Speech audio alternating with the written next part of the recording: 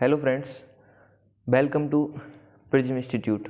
तो आज हम स्टार्ट करने जा रहे हैं क्लास 10th का चैप्टर है प्रकाश। तो प्रकाश की बात करते हैं कि प्रकाश होता क्या है, उसके बारे में जो टॉपिक हम पढ़ेंगे उनकी एक एक डेफिनेशन लिखने के साथ साथ उनको क्लियर करते चलेंगे क्या होती हैं। तो सबसे पहले बात करते हैं हम कि प्रकाश जो है उसके स्रोत क्या होते हैं, यानी प्रकाश होता क्या है। तो सबसे पहले अगर हम स्रोत की बात करें कि प्रकाश के स्रोत क्या होते हैं, तो पृथ्वी पर जो प्रकाश का मुख्य स्रोत माना जाता है उसको माना जाता है सूर्य। किसको माना जाता है? सूर्य। देखो, प्रकाश के काफ़ी सारे स्रोत होते हैं, लेकिन उनमें सबसे मुख्य जो पृथ्वी पर माना जाता है स्रोत वो सूर्य को माना जाता है।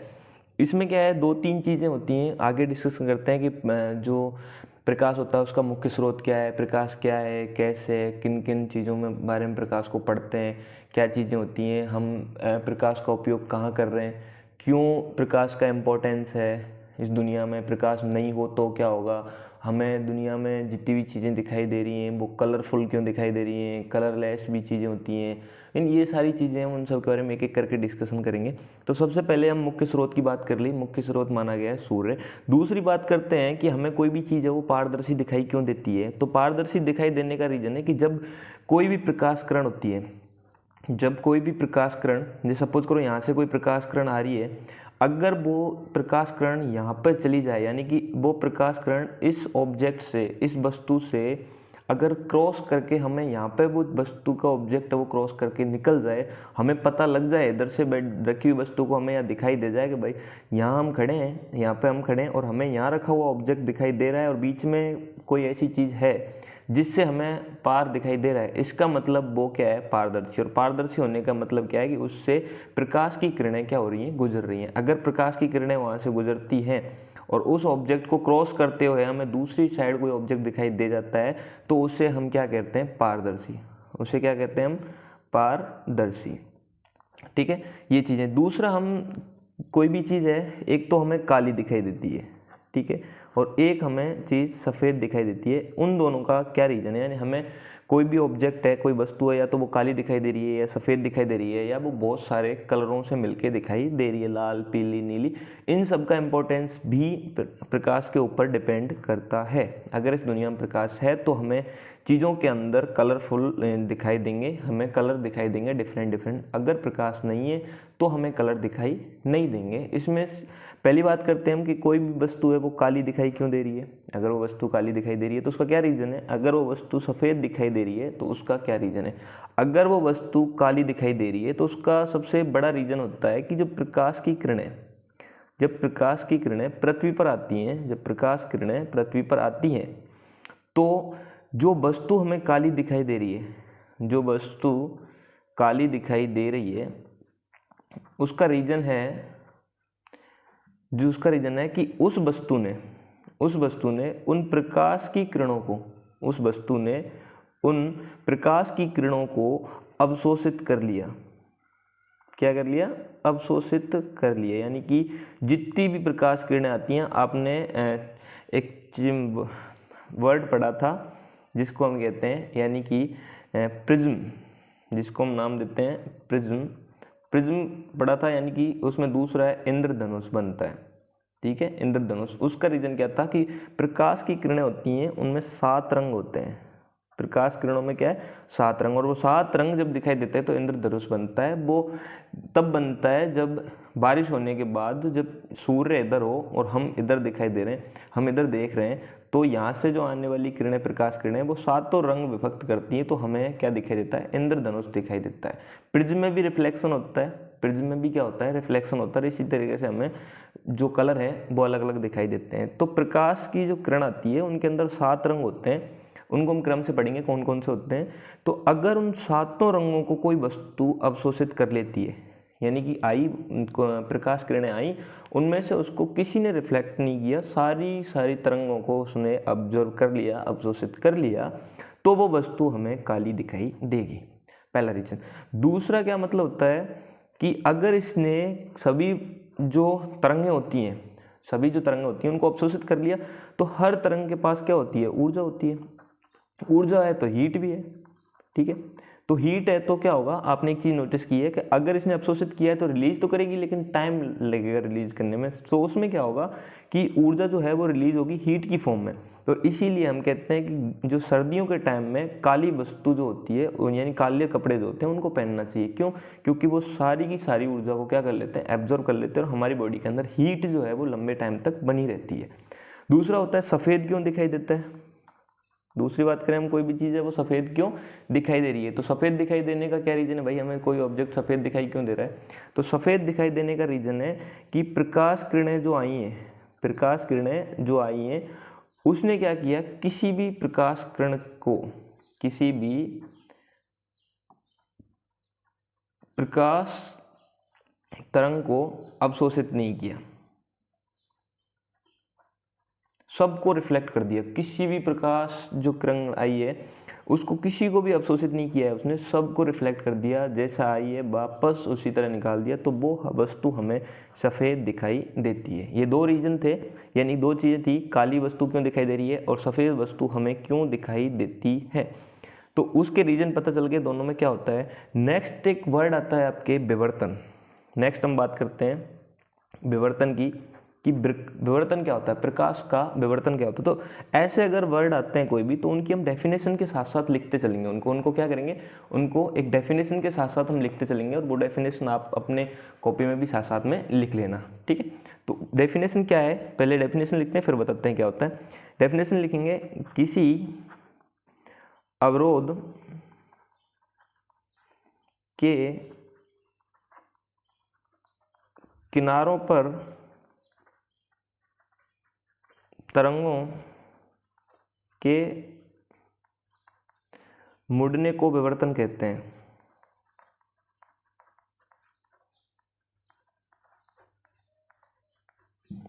यानी क्या कह रहा है, किसी अवरोध के किनारों पर तरंगों के मुड़ने को क्या कहते हैं, विवर्तन कहते हैं। यानी कि प्रकाश किरणें आई और किसी ऐसा किनारा जिससे भी उनके लिए वो अवरोध बन गया, यानी आगे उनको ट्रांसफ़र नहीं होने दे रहा है और उनसे वो मुड़ रही हैं, उनसे वो प्रकाश किरणें क्या हो रही हैं, मुड़ रही हैं, तो उसको हम कहते हैं प्रकाश का विवर्तन। यानी कोई ऐसा ऑब्जेक्ट है जिस पर तरंगें गिरी और उन्होंने आगे उसको पास नहीं होने दिया और उनको उसी जगह से मोड़ दिया।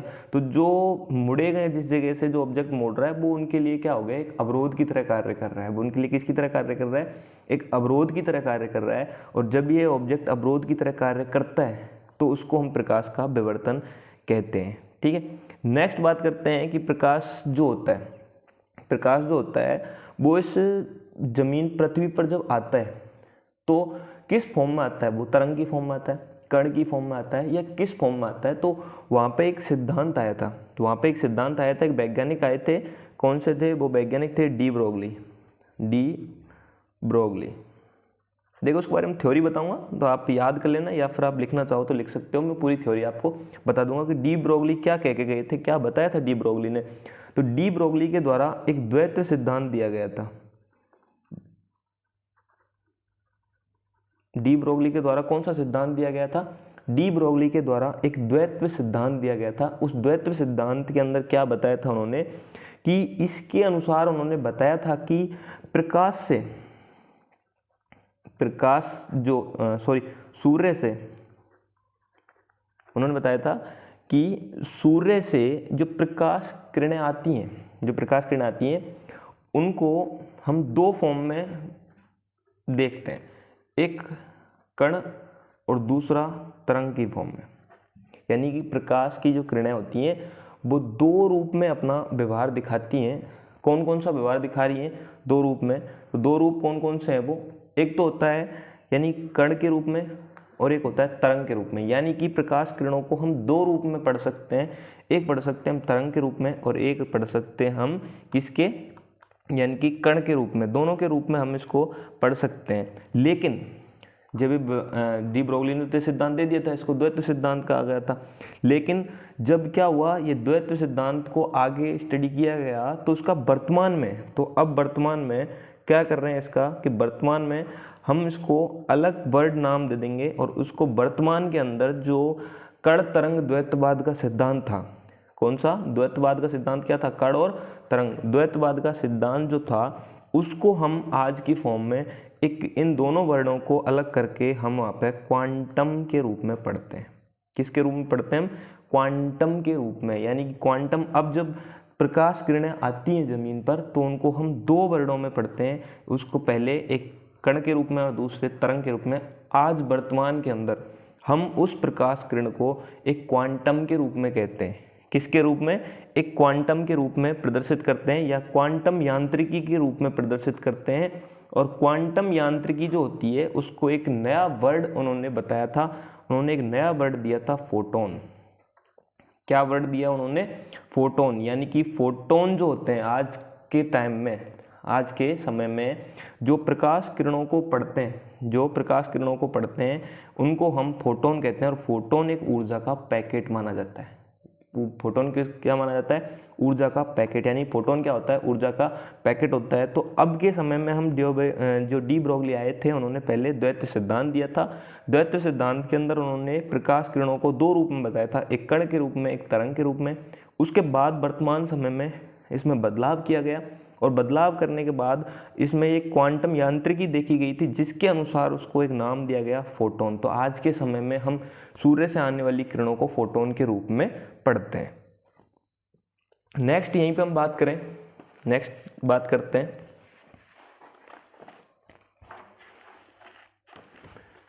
नेक्स्ट बात करें हम कि एक और वर्ड आता है नया आपके सामने, परावर्तन। देखो अब यहाँ से आपके चैप्टर में कुछ इंपॉर्टेंट चीज़ें स्टार्ट हो रही हैं जो आपको पता होना बहुत ज़रूरी है। यानी कि एक पहले हमने विवर्तन पढ़ा था और अब बात करेंगे हम, यानी कि दूसरा वर्ड आता है यहाँ पे परावर्तन। एक एक करके एक की डेफिनेशन के साथ साथ धीरे धीरे आराम से क्लियर करेंगे चीज़ें, ठीक है? आप देखते रहिए, जहाँ भी डाउट है आप कमेंट बॉक्स में जाके पूछ सकते हैं, ठीक है? परावर्तन किसे कहते हैं? सबसे पहले लिखेंगे इसकी डेफिनेशन, यानी कि परावर्तन कहते किसे हैं। तो आइए डेफिनेशन लिखते हैं। जब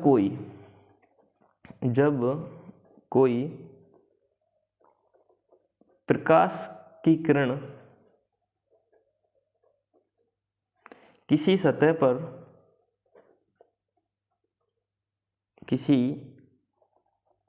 पर गिरती है तो उनमें, ऐसे लिख सकते हो आप, तो उनमें निकलने वाली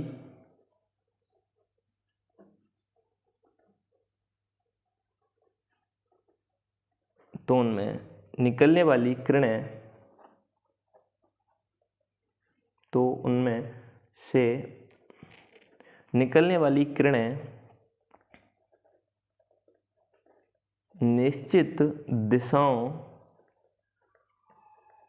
में गमन करती हैं।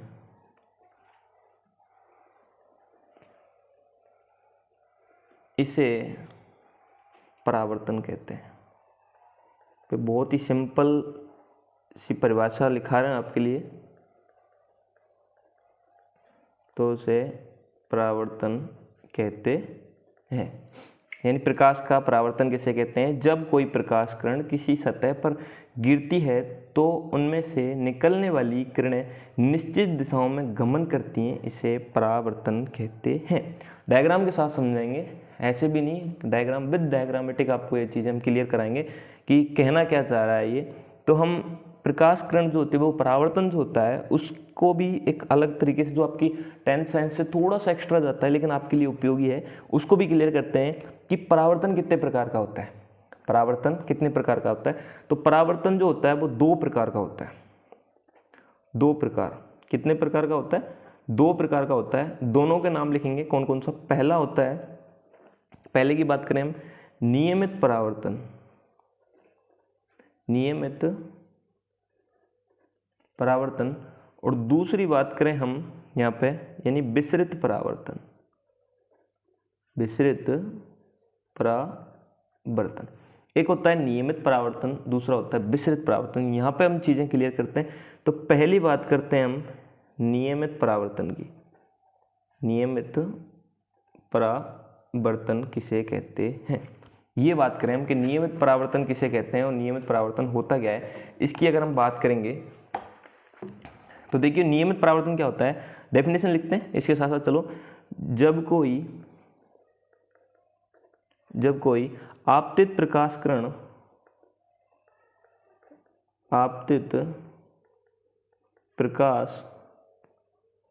किरण समतल या चिकने सतह पर आती है तो उसी माध्यम में वापस पहुंचाने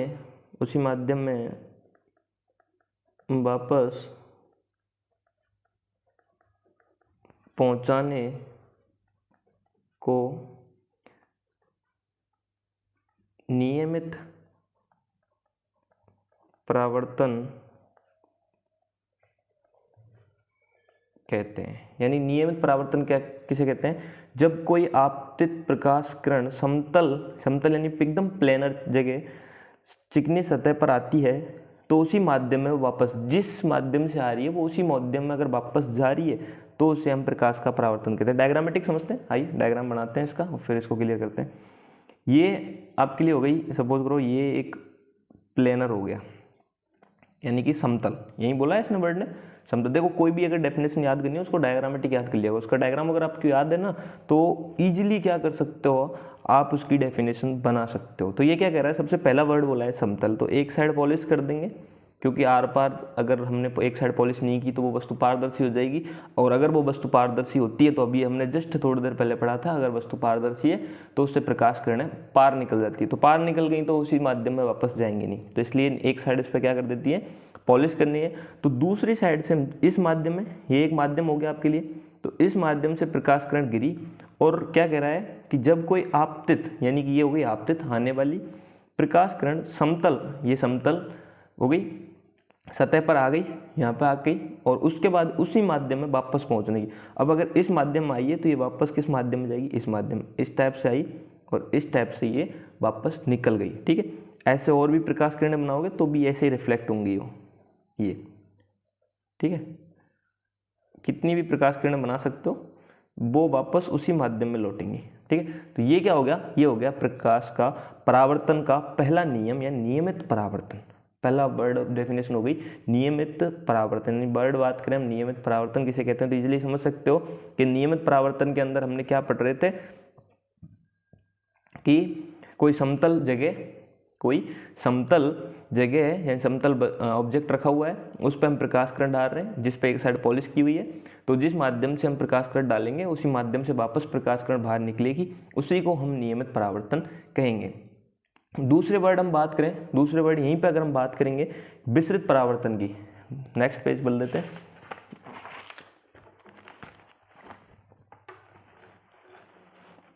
नेक्स्ट बात करते हैं विसरित परावर्तन की।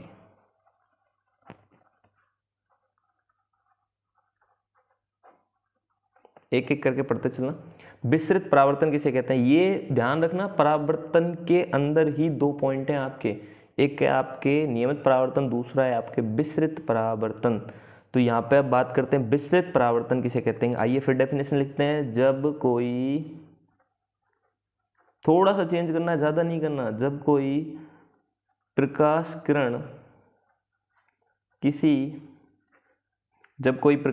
किसी देखो अब चेंज करना है, यहाँ पे थोड़ा सा चेंज करना है, किसी खुरदरे, बस यही वर्ड चेंज करना है, किसी खुरदरे सतह पर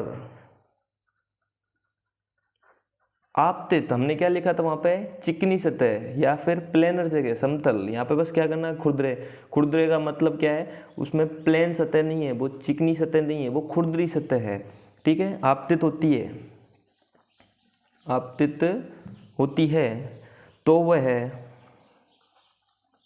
तो वह क्या लिखेंगे, अब जस्ट इतना ही जस्ट चेंज करना था, मैंने कहा था और कुछ चेंज नहीं करना है, लेकिन थोड़ा सा डिफ्रेक्ट कर देना है बस, और कुछ नहीं करना। जब वह प्रकाश की किरणों को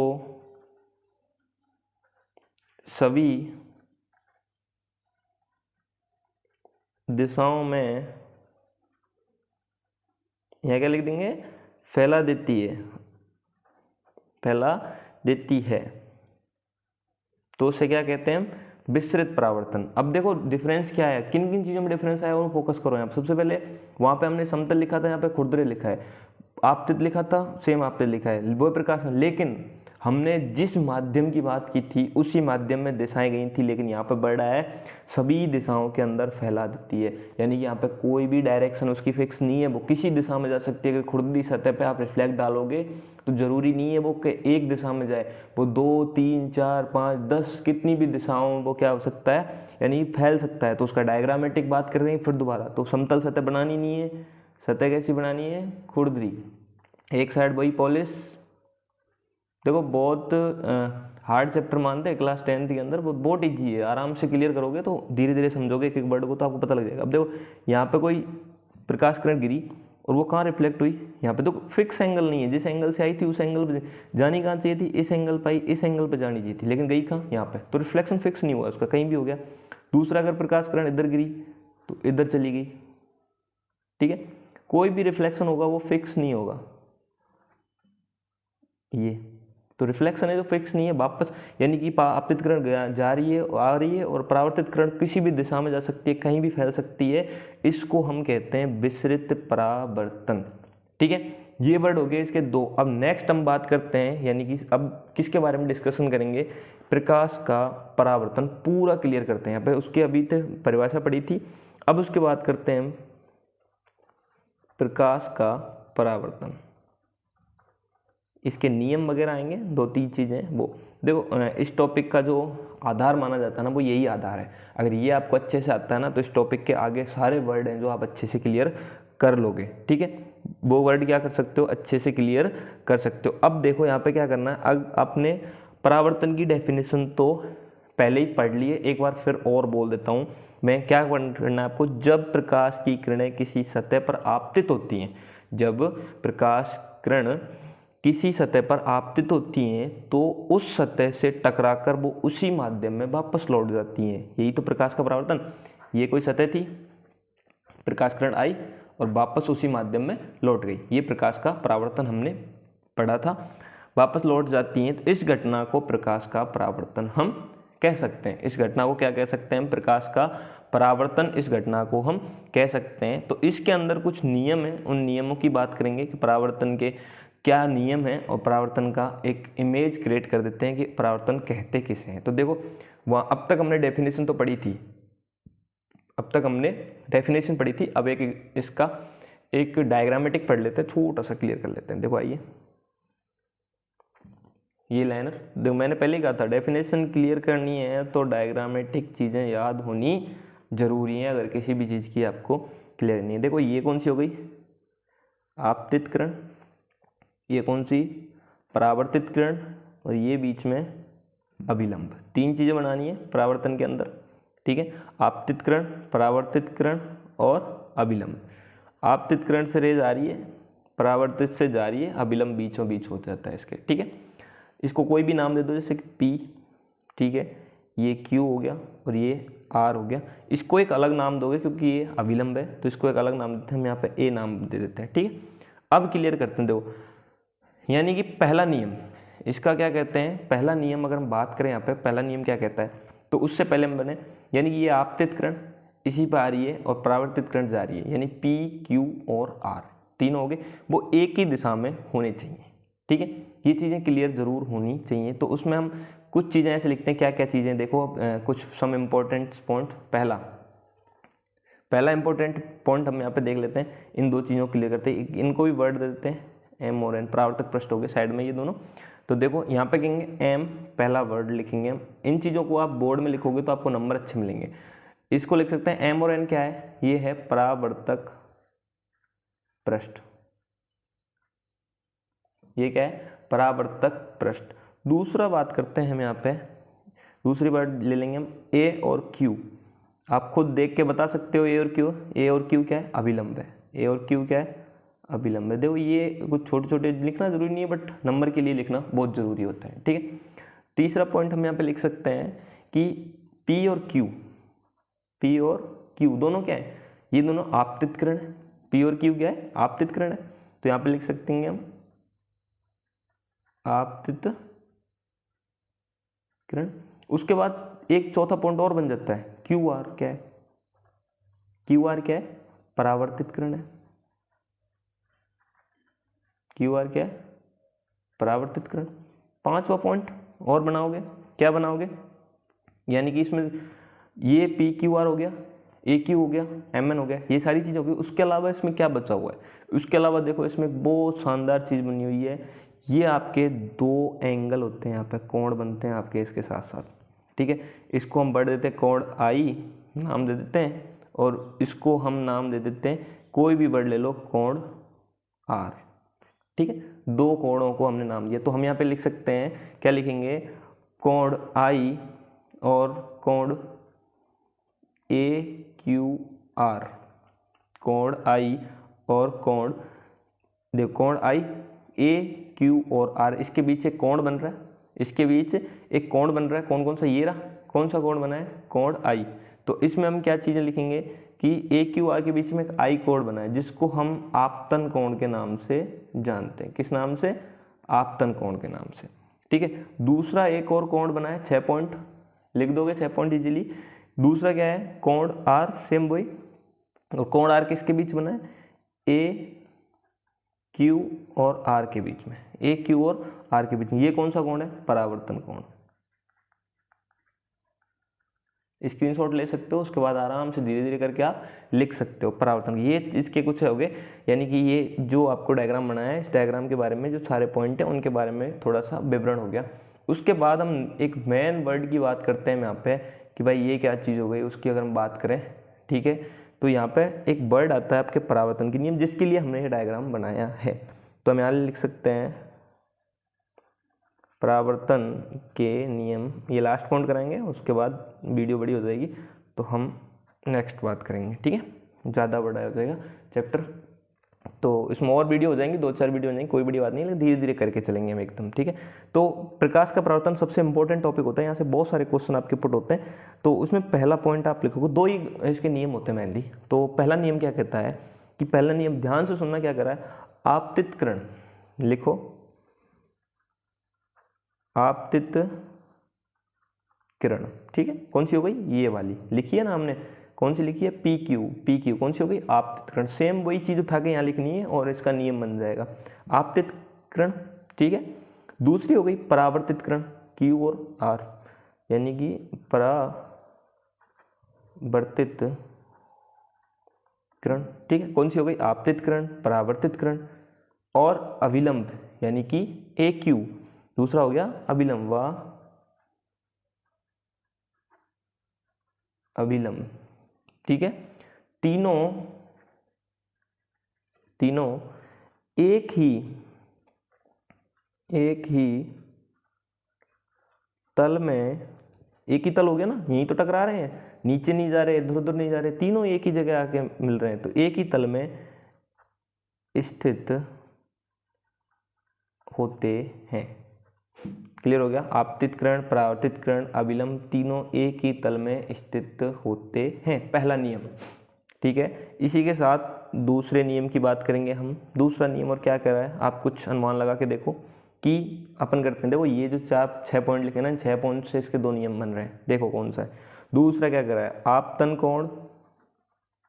कौन सा है? आपतन कोण लिखा हुआ है साइड में, आप देख सकते हो। आपतन कोण कौन सा है? ये रहा, यानी कि कोण आई क्या है? आपतन कोण। ठीक है, वाह दूसरा कोण है आपके परावर्तन कोण। परावर्तन कोण कौन सा है? दिख रहा है सीधा सीधा, कोण आर और कोण आई दोनों हो गए। कोण सदैव बराबर होते हैं, सदैव क्या होते हैं? बराबर होते हैं। दोनों नियम क्लियर बन चुके हैं इसके, यानी कि पहला नियम आपतित किरण, परावर्तित किरण व अविलंब तीनों एक ही तल में होते हैं। आपतित किरण, परावर्तित किरण, अविलंब तीनों एक ही पॉइंट पे आके मिल रहे हैं। दूसरा परावर्तन का नियम कहता है कि आपतन कोण, परावर्तन कोण सदैव बराबर होने चाहिए, यानी जितना ये कोण है, कोण आई है, जितना कोण आर होना चाहिए। तो यहाँ पे लिखोगे कोण आई इज इक्वल टू कोण आर, ये इसका नियम कहता है। ठीक है, इसी के साथ साथ हम वीडियो एंड करते हैं। नेक्स्ट हम बात करेंगे दर्पण की।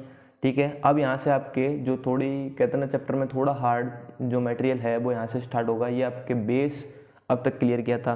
अगर इसमें आपको कोई भी डाउट है तो आप बताइए, उसके बाद उसका सॉल्यूशन देंगे, फिर एक नई वीडियो के साथ फिर मिलेंगे। Okay, thank you.